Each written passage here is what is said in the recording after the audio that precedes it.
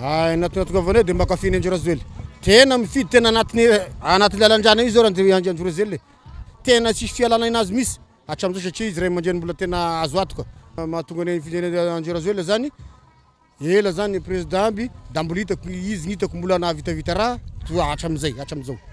Mbola matoky anazy zany e. Agnadrasako agnatin'ny domtomandona de hoe le fangorokorany le ohatran'izay olombolomboliny koa zany le fitondran'ny firenena.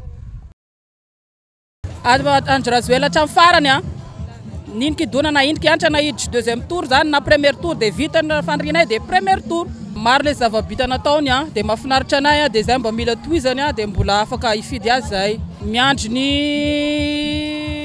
fanampy zay ataony zay a de mba misy zavatra ataony aminay tanora de fampandrosoana zany e ho anay tanora sy ho an'olona rehetrarehetra fa tsy ho anay tanora rery ihany.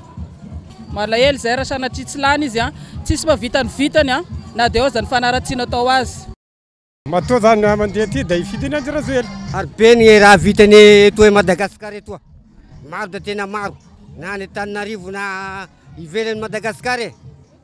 Maro raha vitany. Zay mahatonga teninay avy eto.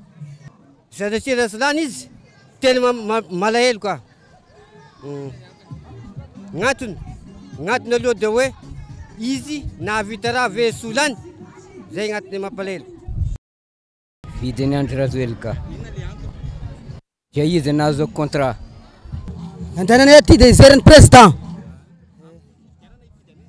Vitan'ny président numéro 3. Gny tondrana agnaty agny ny Andjirazoely. Ny tiavako ny Andjirazoely. Tiako ozy ka nakasitraky tanora nagnano lalao.